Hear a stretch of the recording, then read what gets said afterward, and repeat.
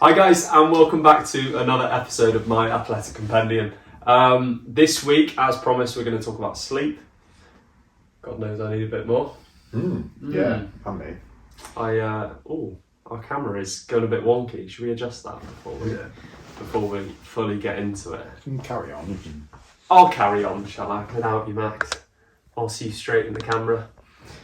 So yeah, last night, terrible night's sleep. Broke my finger, nail, and woke up with throbbing pain in my finger, couldn't sleep.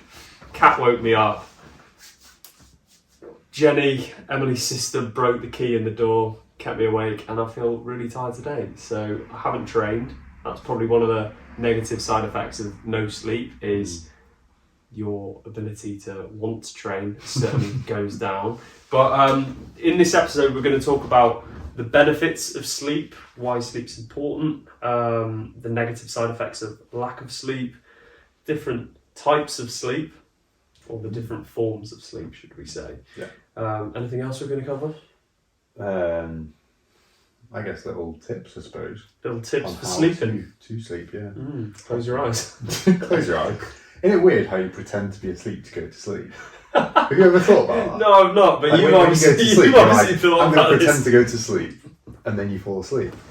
It's true. You though, don't right? pretend, you like Yeah, you do pretend. engage in the action of sleeping. Yeah, that's literally pretending.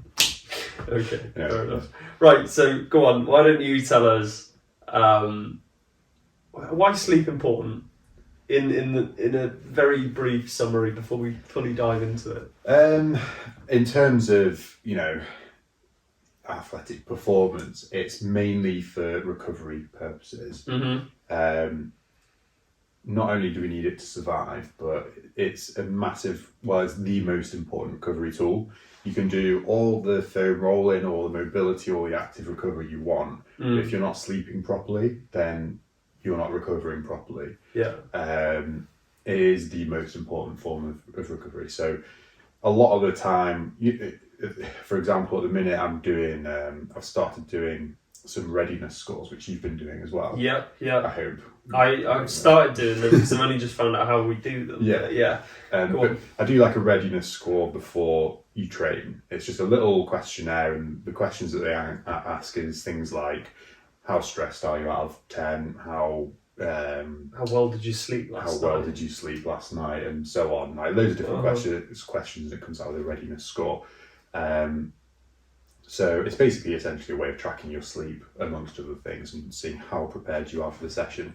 And if your sleep has been poor, then exactly like you said, you're not going to be motivated to train, but also you're not going to have fully recovered from the previous session or just the day in general. Because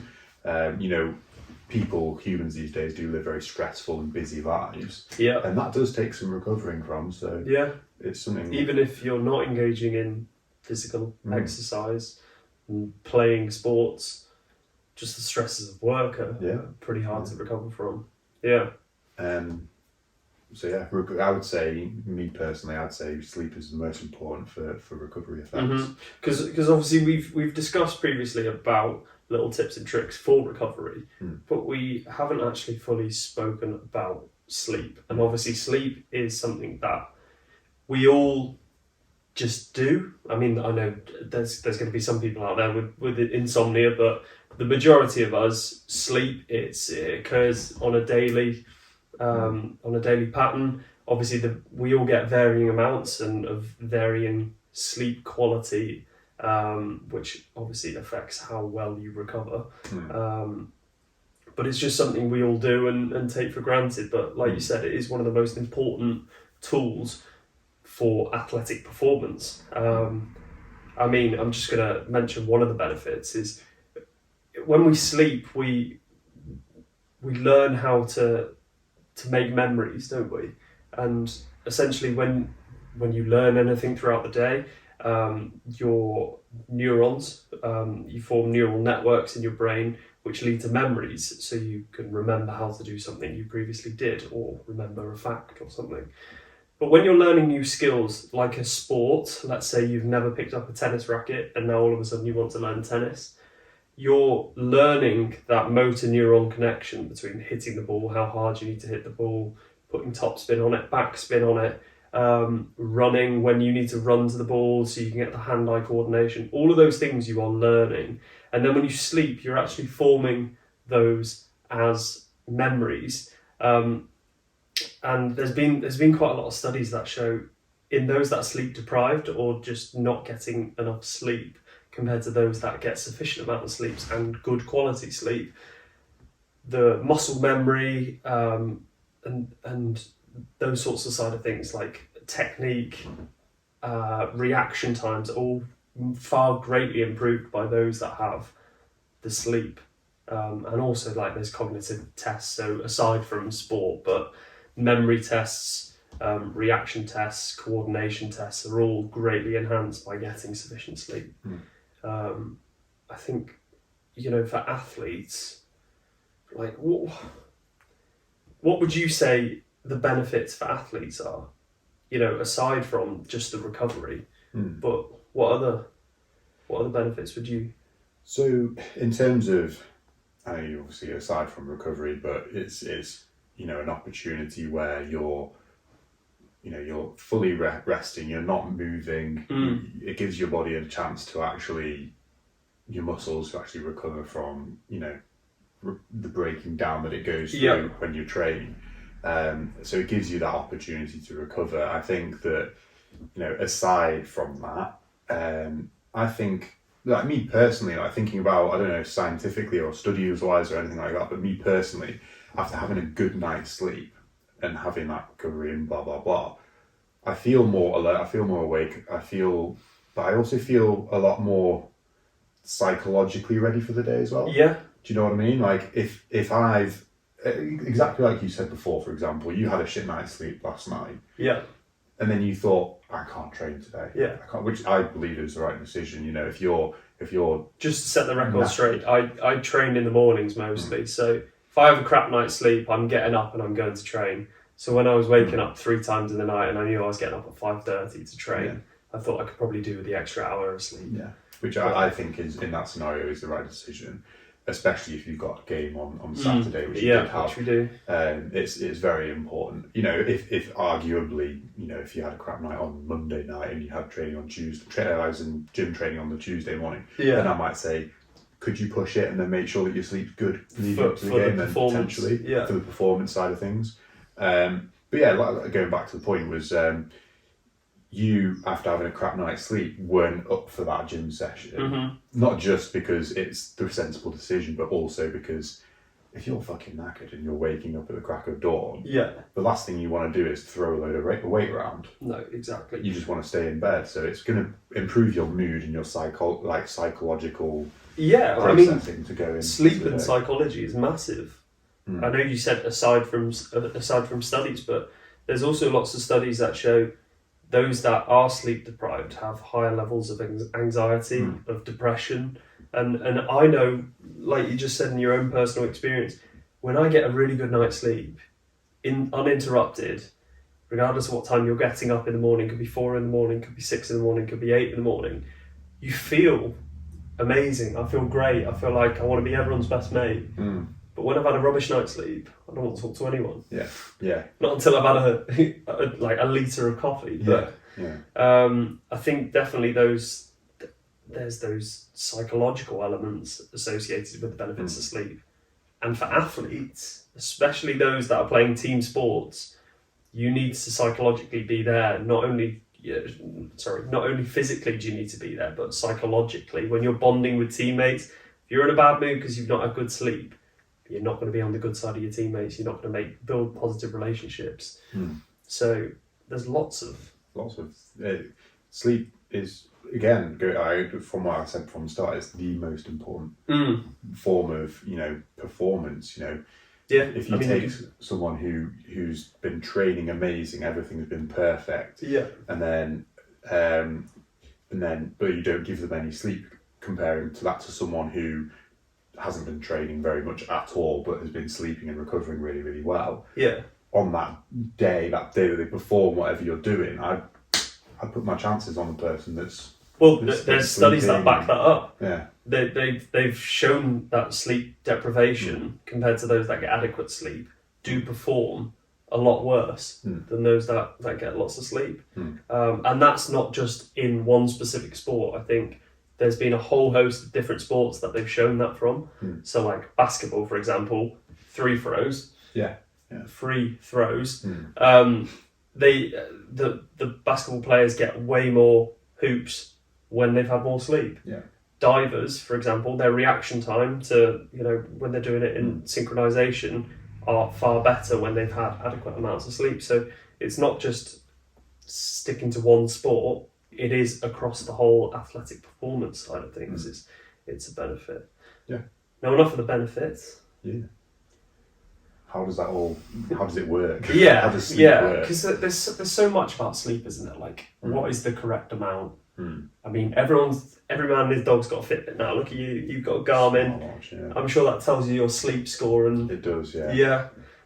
And I don't know how accurate those things are, but It's a combination of things. With all these Fit watches and whatever, it's all based off data that's been collected from a big population. So, based on my heart rate, how that fluctuates throughout the day, and then how it compares to when you typically sleep.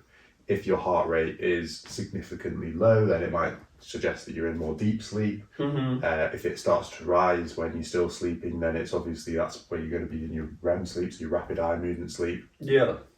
But it's all judged off normative data from this massive pool of people. It's not specific to you. It's just kind of like Based a on judgment. big population. Based on the big population. So yeah, they are awesome, like really useful.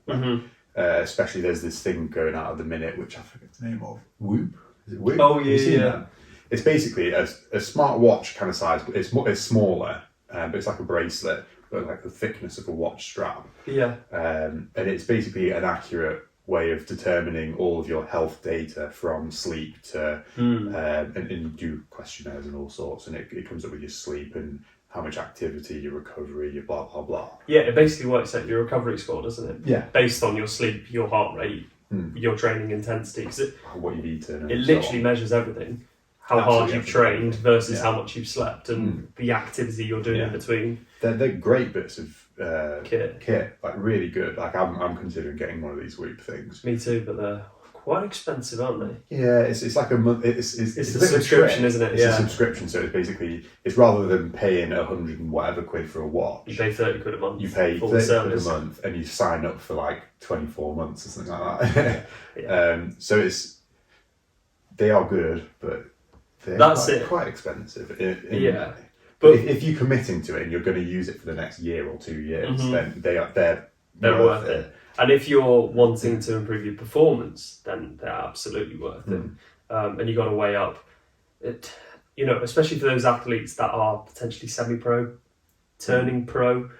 If it's going to improve your performance and mean you're going to get a contract for something, Yeah. then you've got to weigh up the price versus Yeah. long-term price. Yeah. But I was more touching on like the sleep quality score and things. Like, I don't know how accurate they are, but I'm sure the more expensive bits of kit, I know cost doesn't always affect that thing, but they're likely to be more accurate.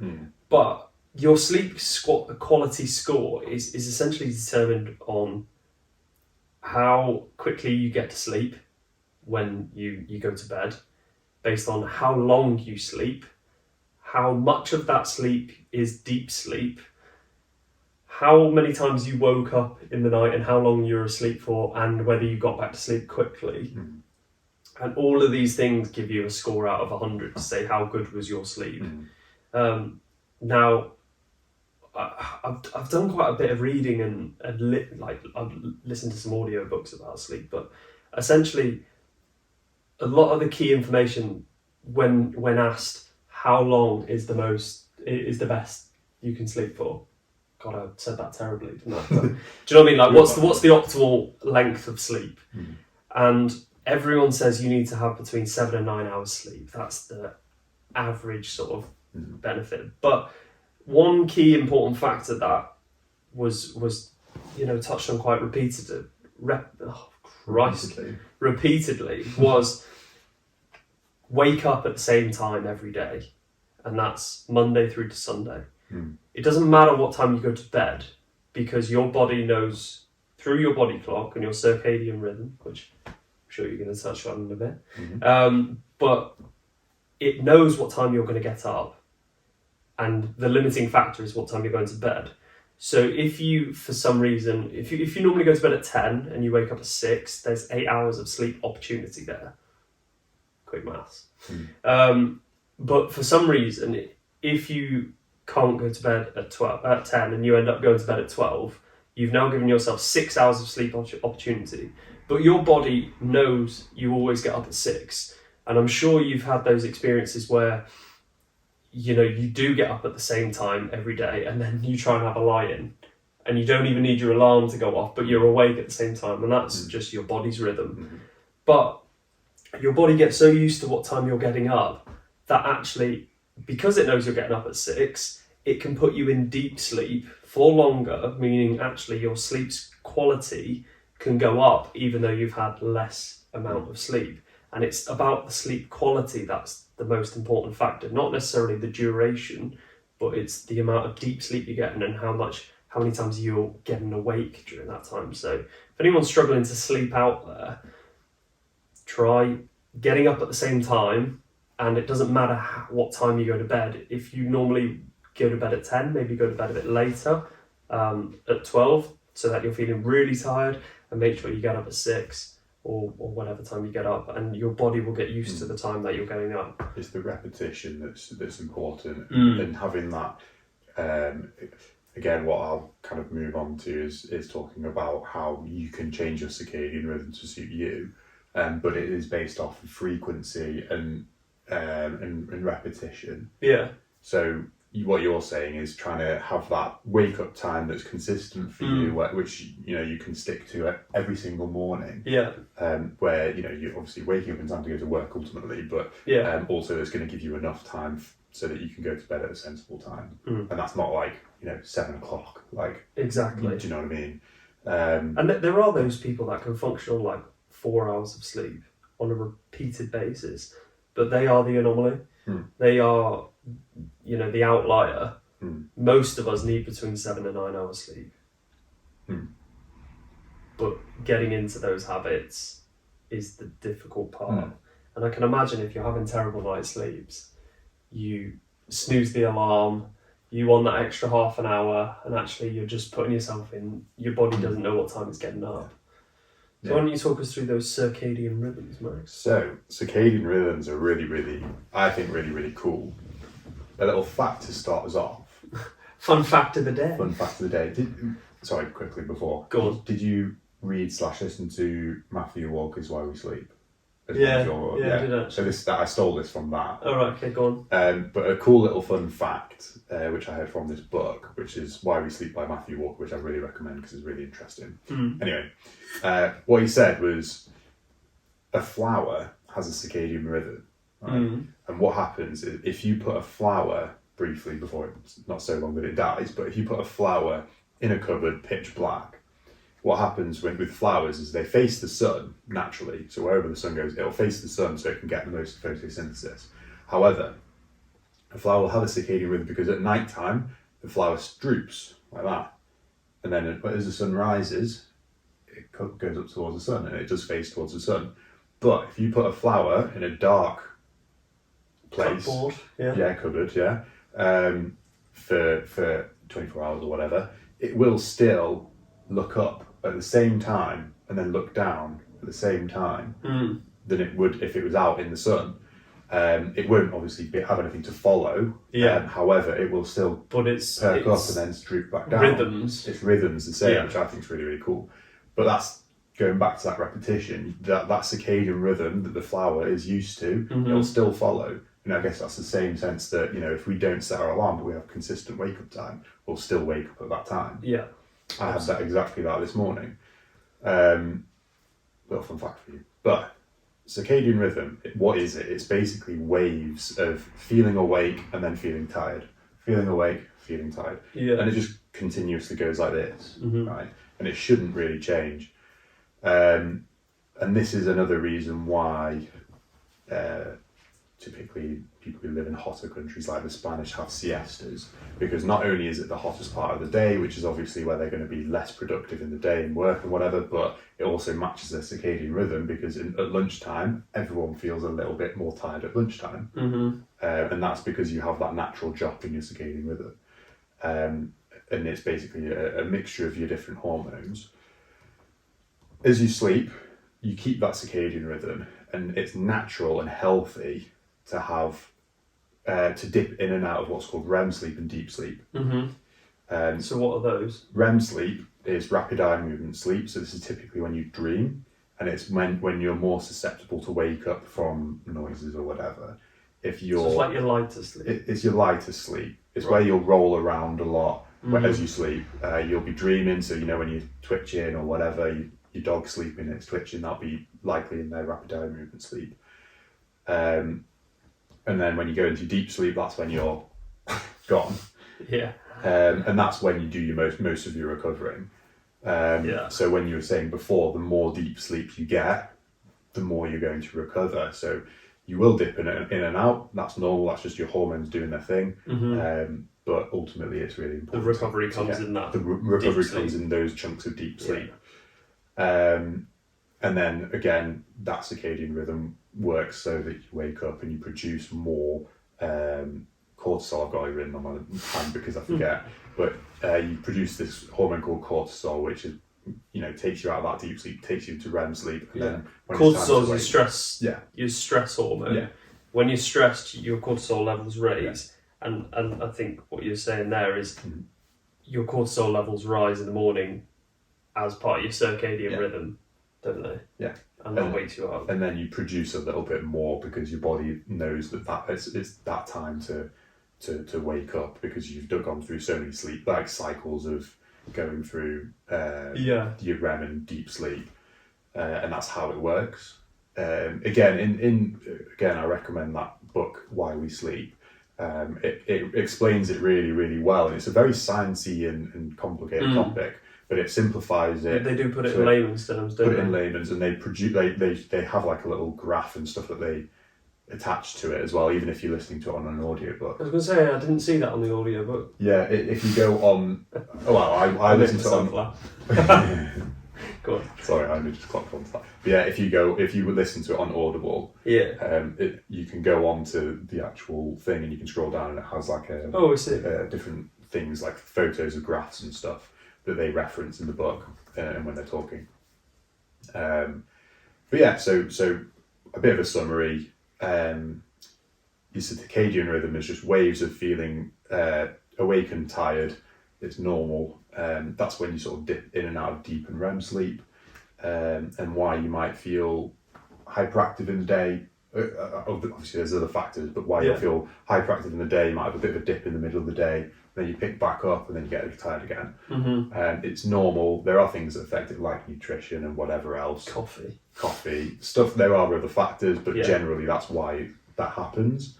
But ultimately, like you said before, you've got to make sure that you've got that consistent wake up time and that consistent fall asleep time, so you can create that circadian rhythm that's going to be suitable for you, where you're going to get the best sleep.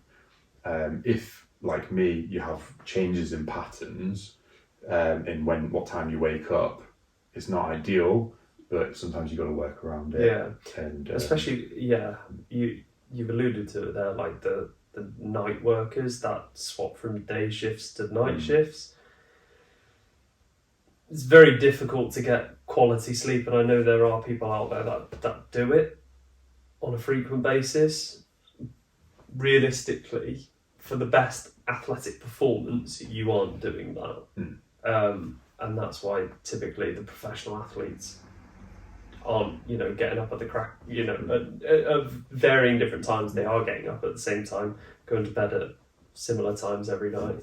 But yeah, it's a bit more difficult for those shift pattern workers. But it's, like you said, doesn't mean that you don't get any recovery. No, yeah. You're still sleeping, it's just potentially not as efficient. And obviously what we're alluding to here is the better sleep you get in terms of quality, which links to length and obviously the different types of sleep that you fall into. I forgot what I was going to say then. I'm completely off track. Congratulations. Nice one. Yeah, you still will get that recovery, but it's just not as effective as getting good sleep. I think it'd be good to wrap up on some little tips on getting to sleep. Said the condom. Joker. Please edit that one out. Go on. I'll give 2 top tips, and you can give 2 top tips. Cool. That's it. All right, you go first. Well, that's good for me because that means you're not going to steal mine. Yeah, exactly. Go on. So obviously we've talked about consistency, so that kind of goes without mentioning. So my first one would be one that's really commonly talked about, but people still don't do. Go on. Is going on your phone or watching a bright screen just before you go to sleep. So your bedroom ideally needs to be pitch black. Obviously, if you're scared of the dark, which is quite a common thing, then that's okay. Grow up. Yeah. No, we're joking. Yeah. Sort of. It needs to be pitch black. It's better to be pitch black. Obviously, if that stresses you out, that's not going to help. But if you do need some form of light, that's fine. Just make sure it's as dim as possible as you can deal with. But yeah, obviously, if you are going to be on your phone in the evening and you're never going to change that, then turn the brightness as low as you can. The good thing about Apple iPhones is that if you hold the brightness thing down, you can put it on night mode, which basically takes the blue light out of the phone, which is the thing that makes you feel like your alertness. Yeah. So if you turn that off, it makes the screen a little bit more like a sunset, more yellowy. More warm light. Warm light. More warm light. Yeah. And that's going to be better. But ideally, just get off your phone, get off the TV, read a book, or meditate. You've stolen mine. That was going to be mine. Mate, sorry. So, yeah, go on.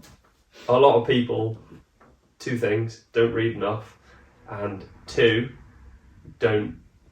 I don't know why I'm saying 2. It's just they don't read enough. But actually, reading is a really good habit to get into before bed.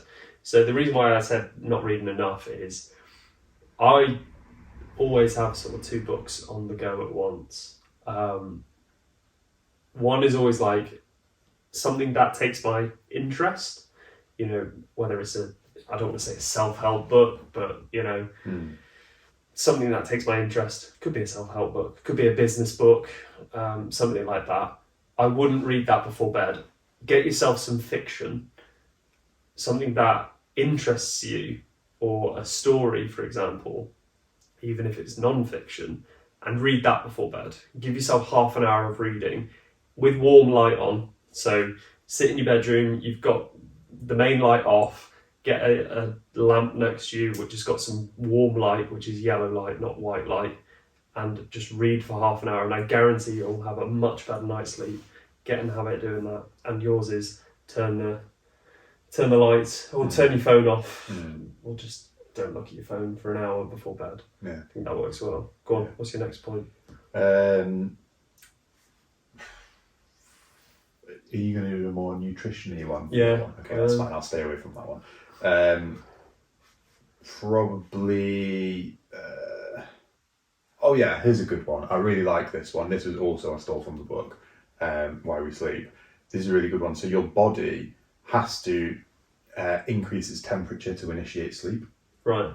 Did you hear about this? No. In the book. Okay. So increase its temperature or decrease? Increase. Oh, right, okay. So this is why people like it when their room's cold and then they have to get into a nice warm bed. Oh yeah. Is because it helps them fall asleep a little bit quicker. So what I'd recommend is having a cold air room. I'm not saying a cold room. Yeah. A cold air room, and then getting in under covers and warming yourself up, because that increase in body temperature, it's only like by like half a degree or a degree, so it's not But it helps loads, you get to sleep. but it initiates that sleep, which I think is a really cool little thing. Yeah. Might try that. The winter nights are coming. The winter nights are coming.